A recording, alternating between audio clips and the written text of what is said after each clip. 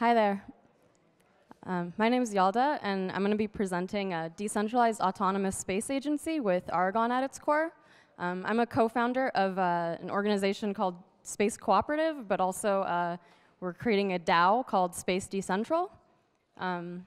So basically, a little bit of background about me is I was a product manager and UX designer for about 10 years, and prior to Space Decentral, I was a senior product manager at Oracle, where I worked on their enterprise resource planning suite, and I also have a bachelor's of science and mechanical engineering from Berkeley and an astronautical engineering certificate from UCLA. So what is a decentralized autonomous space agency? Basically, it's decentralized because a single corporation or nation will not be responsible for its management. It's autonomous because there will be member control over how work is directed, how decisions are made, and which projects to fund.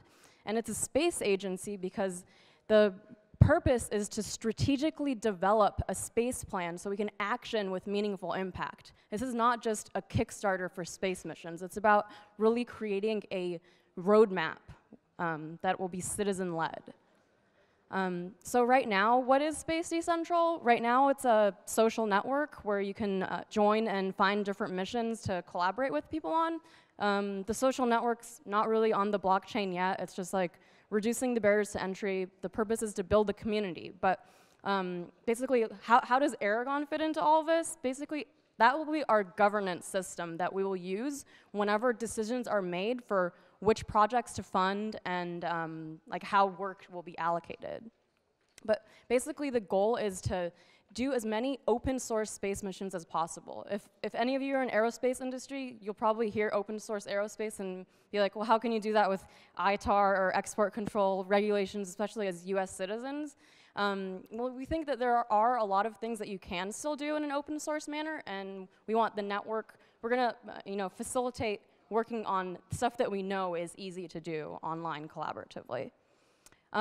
So yeah, why Aragon? Basically, like the vision of Aragon about how it's like building tools for the next generation of organizations to take advantage of this decentralized decision making. It's completely in line with Space Decentral's vision, and like the whole purpose of open source is to not reinvent the wheel. So why should we reinvent the wheel with creating a governance platform when one already exists where we can take advantage of that open source, the open source work that's already been done, and since they've built it as an operating system, we can start to build the applications on top of their system that are missing that would like meet the needs of our organization. So, like I said before, my background was in enterprise resource planning, and basically to have like a space agency on the blockchain, you are gonna need a very complex ERP suite, like DAO enterprise software. So that's the roadmap that we see for Aragon, not just a tool to like fund different things with like decision making, but actually like how are we going to plan work for our enterprise as a DAO? So at the base of Aragon OS is the access control list, and this basically determines the different roles in the organization and what authorizations or permissions that people have for whether it's using different features in the application, the different types of votes you might want to do, how upgrades may occur. And this is very important when building a space agency because there are going to be a lot of different actors in the ecosystem, and you're going to want to restrict the decision making for different types of people. It's not about building like a hierarchical organization, but it's just like someone that's an expert on Mars might not necessarily be an expert on the moon. So you can have the permissions designed in such a way that people that are working on Mars, they can work and vote on the Mars missions. People that are working on the moon can vote and work on the moon missions. So how is the ecosystem going to work? Basically, it's also the other unique aspect about Space Decentral. It's a 2-token ecosystem. So one token is FTL, or faster than light, and the other one is the Space Decentral network token. And basically, they represent different things. So we thought it would be important to break it apart. So the Space Decentral network token, that is a token that only people can earn by completing tasks. It cannot be purchased unless someone decides to sell it on a decentralized exchange individually, but it's like Space Decentral will never be selling SDN tokens. These will be, kind of staked against tasks, kind of like with a bounty system, and as people complete tasks, they can earn it. So if a lot of you have heard about like Colony, and how they have like, tokens against tasks that you can earn. This is similar to like that kind of mechanics, but it is a ERC-20 that will have very special things programmed into it. Basically, if the network generates revenue, the percentage of SDN that you hold will determine your reward share. So if you see the little graph there. And then the other token is the faster than light token, and this can be purchased. And this basically gives people influence over the higher level development of the space program. So basically, if you think of like range voting, where you might have 100 FTL, and you say, okay, I want 28.6% to go towards Earth, 23% to go to Mars, 47% to go to the Moon. So as a token holder, you can divide up your vote for the space programs based on how many FTL you hold. I'm going to go through an example for that later. So within the ecosystem, there are different stakeholders. One, you have the members, and they are the primary governing body of the ecosystem. So it's not everything a token-weighted FTL vote. A lot of it is a member vote. And then next is the council. This might be something that we won't start off with, but you'll see as the network grows, the members might find it important to create a council, because whenever you're selecting space missions, they are going to be 100-page proposals or so, and not everyone is going to have the time or the knowledge to read through a proposal and understand the engineering and to be able to say, well, that actually is a valid design for a lunar rover. So at least the council will kind of be this backup entity to make sure that we will be able to vet missions, with the correct engineering, correct technical skills, and maybe even monetization, business type of vetting as well. Then you have project teams. So within the network, there are going to be, there are going to be an RFP process, which is a request for proposals process, and that is how we imagine if there are a lot of different competing ideas within the ecosystem, people will have to submit proposals to the different RFPs, and then there will have to be a vetting process to determine which project gets added to the space plan, essentially. So project team, that can just be really anyone. You don't have to be a member, but you can just be a contributor. You don't have to have any tokens to form a project team, but you can start to win tokens if you submit a proposal into the ecosystem and it gets adopted. Angels, that's just a term that we're using to use for the financial contributors of the ecosystem. They're not necessarily making the day-to-day like member decision making. They're not necessarily on the project team. They're the people that might want to purchase a lot of FTL to influence the work of the network. So if, for example, like Elon Musk thought, oh, this is a great way to develop open source ideas for Mars, he could buy a lot of FTL and just like have his vote so the network is working on Mars. So it can be people that have an interest on the labor of the network. They really want to have like more open source or more science done for a specific type of program, and that's why they might want to contribute more financially to the ecosystem. Then you would have affiliates, and there are different things that the network is doing. It can be developing software, whether it's like software to make an aerospace organization more efficient. You might want to even like start to host that as like a software as a service. It might be producing media, but affiliates are kind of like not exactly governing members, but people that are utilizing the services of the network.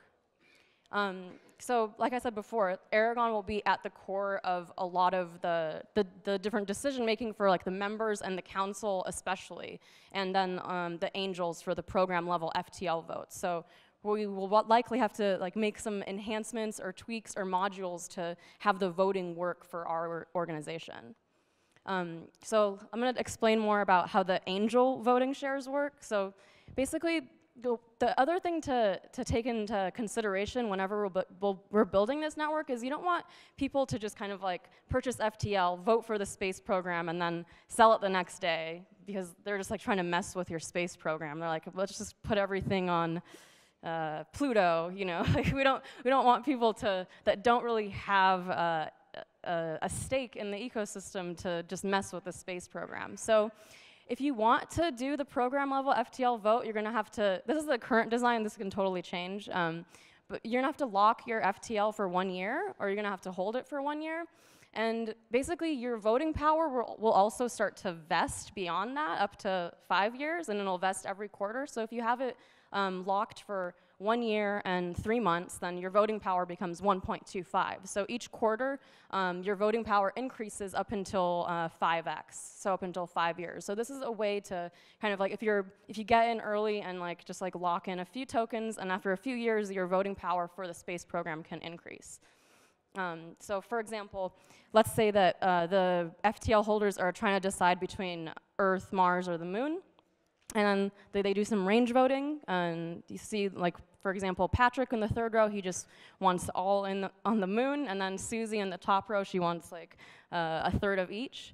And then after that, you kind of come up with your space program. And this essentially determines how many SDN tokens that the network mints for the labor, essentially. So based on the FTL vote, now we know how the labor of the network should be directed. So this is a flow diagram of like the RFP process, the request for proposals that gets sent out. There are different project teams. There are also peer reviewers within the network. They help you know, provide their reports on if the solutions are viable or not. And then you have like the council that can ultimately review all of the work that the peer reviewers have done, and then select or say this is what we think should be the recommended solution. So there can still be governing processes after that, where even if the council recommends this as the best solution, there can, you know, be deliberation if a lot of people, you know, might disagree for some reason. So it's nothing is fully locked in. So the different voting privileges, basically, this describes the member and council.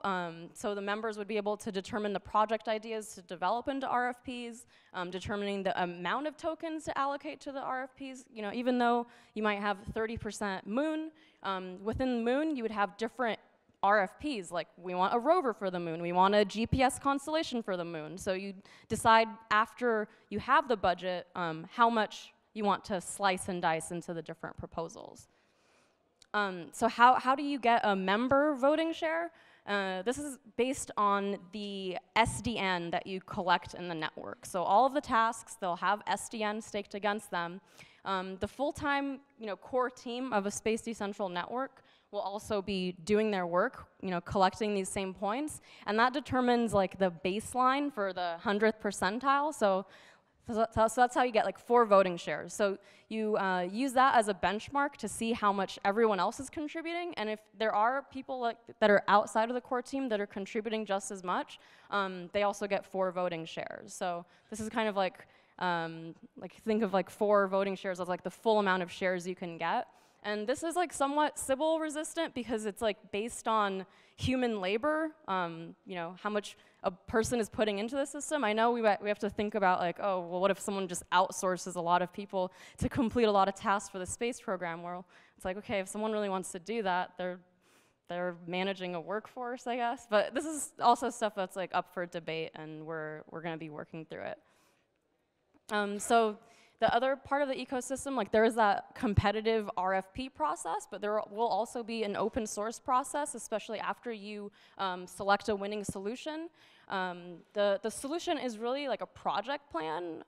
So that project plan needs to be broken out into tasks, and then you have to start allocating, you know, tokens against those tasks. So there will be, you know, like a consensus type planning poker tool that we will build on top of Aragon that you can use to do like bulk bounties in a collective manner, as opposed to just one person saying this is what the bounty should be. So this is we submitted a proposal for a Nest grant for Aragon to build a planning app within there. And this shows a little mock-up of how you might want to integrate it with GitHub to begin with, and you can start to potentially do like range voting curation type of, you know, curation type of market for whether it's issues or projects. So these are some things that we're going to start to experiment with. So this is an idea for how you might want to evaluate like how many SDN a task is worth. as a DAO, you would say our minimum wage is whatever, 20 euros an hour, our maximum wage is 60 euros an hour, you know? So that's how you would get like the skill level table right there. So you agree on like what your minimum and maximum wage is, and then you come up with what your like, you know, multipliers would be for priority, and then whenever you're estimating how long a task will take, this computes the amount of SDN that that task would have. And then, you know, you still need to do quality assurance, so there would have to be some kind of reviewers within the ecosystem that are then rating the work. And then, you know, if it was rejected, then the person doesn't earn the SDN, but if it got accepted, then they do earn it, potentially more than it was originally worth. You can also add bonuses too, potentially. And then, yeah, so then now I want to talk about finance because before I was giving like different examples of what can be some revenue sources. Okay, well this can be a network that, you know, you're a space agency, but you might want to just create a sci-fi franchise too to help fund it. So that can be one project. If you're planning a mission to the moon and you're like, let's like mine some helium-3, you could sell commodity futures, space operations. You can like charge people tokens to operate a rover. You could pre-sell tickets to the moon. Like I said before, software as a service, consulting services, people outside of the network that aren't members submitting proposals, you know, charging a small fee for that. So these can be like the different revenue sources. And what you can also decide as a DAO is, okay, well, based on that revenue, how much should we send to the different accounts? So you would have, like, for example, one account for the rewards engine. That's where you're distributing it back to the workers based on how much SDN they hold. You know, you want to ensure that you can keep sending out like bounties for proposals or open source projects. So you want to budget some amount for that, and then budget some amount for actually funding the projects themselves, because funding a proposal is one thing, but the project is another thing. Growing the core team, the goal will be to grow the core team from the workers of the DAO. So it's not just like, you know, we're co-founders, we're gonna hire all the people. Like, we're gonna have a hiring process work within the DAO, so you decide how does someone become part of the core team. And then like land, facilities, and equipment. If you want to start to kind of purchase a spaceport, like an island, to start to build a space elevator, you know, you can start to figure out how should we budget for that. So yeah, Aragon Finance, we hope to be using this to plan all of the different accounts and then have the governance in place for how, you know, how each of those values would be updated. You're like, maybe as a DAO, we will update our budget percentages on a yearly basis. So different things like that you would have to set in motion. So yeah, this is just a little, like the end of the presentation, a little thought experiment. If 100 million people just contributed $16 a month, we would have the same budget as NASA. Like, it's like, there's nothing stopping us from creating a citizen-led space agency. It's just, it's really up to us. And now, like, with the blockchain, with the transparency, with these processes, it's like the technology is finally at a state where we can do this, and we can like be a part of it. You don't have to ask for permission to be part of the space agency. You don't have to be a citizen of a nation. You don't have to have a SpaceX like in your country. It's like we can do it together. So that is the closing thought. Is like, yeah, let's build a fucking space agency.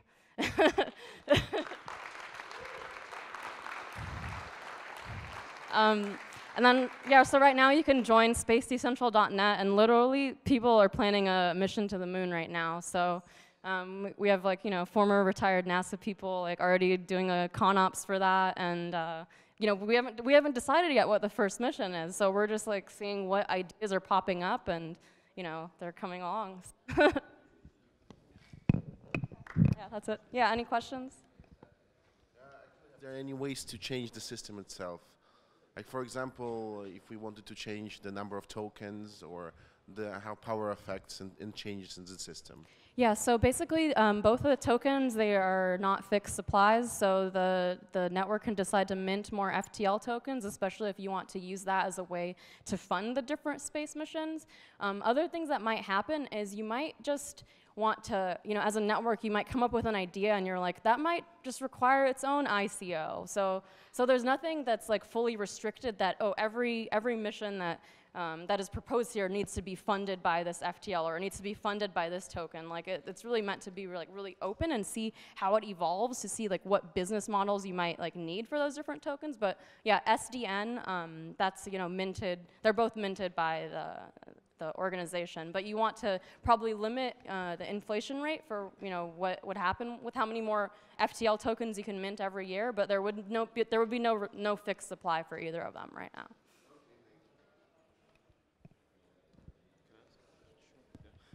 I have just a practical question. Say I'm working actually on a Pluto mission, and I'm working on the suspension system for the Pluto rover, and I designed it, I manufactured. Where the hell do I deliver it to? To the internet. So you're talking about you've just designed the schematics and stuff. I worked on a mission. I'm working on a mission, and I designed it, and I have the actual hardware. Who's responsible for receiving the actual hardware? Who's going to put it together at the end of the day? It's very unlikely that you would just work on the hardware in your garage for a space mission. No, like, it would likely go through a bidding process where before you say, we're going to use your system for our Pluto mission, you become a contractor of the organization, because there might be a lot of people that would be, competing for it as well. So, there can be people that are just like, maybe you're licensing your hardware, or you're, it's completely designed from the ground up from the system. But basically, it's like typically wherever you send the spacecraft is wherever you're launching it from. So if we're launching it from Florida, then you would send it there. So it really matters what the ultimate launch site is, which there are no restrictions for where that would be. There are, but anyway, regarding the SDN distributions, what's my incentive of doing a job if I know that there's a likelihood, there's a certain probability of my work being rejected? So I spend a lot of time doing some work, and some committee decides that actually this is not good enough, and it's going to be rejected. Well, ideally, it's not 10 people competing to complete the main task. It's like you select one person. So we want that to also be more automated. So as you're gaining reputation within the system, it'll start to match the right people to the right tasks. Yeah.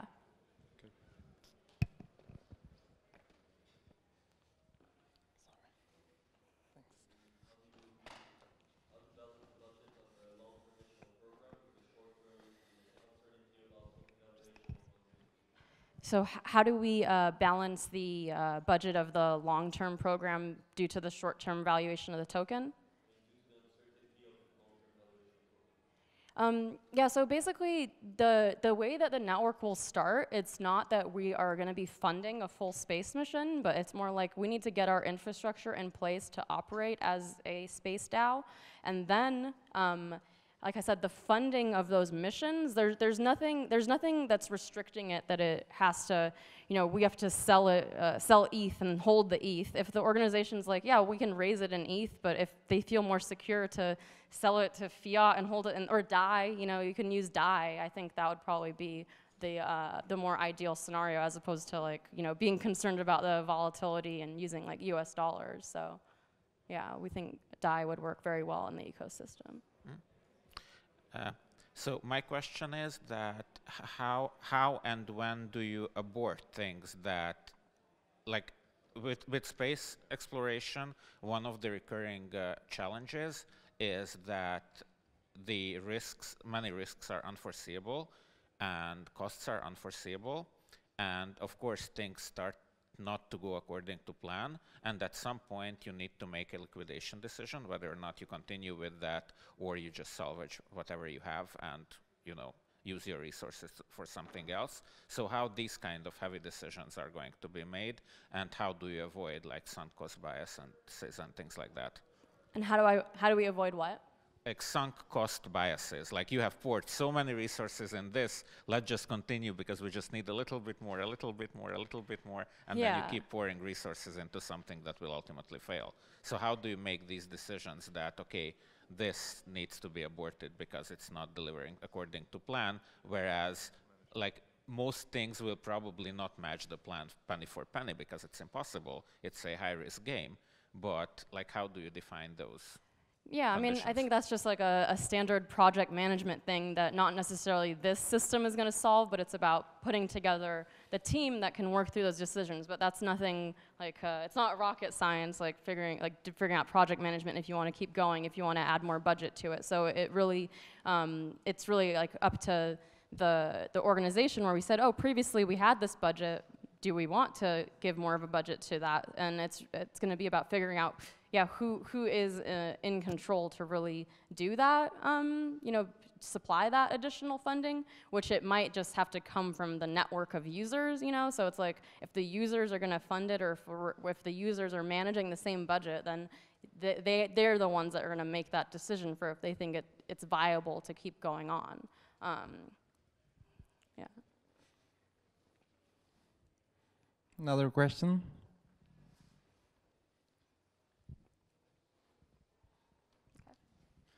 Okay, thank you.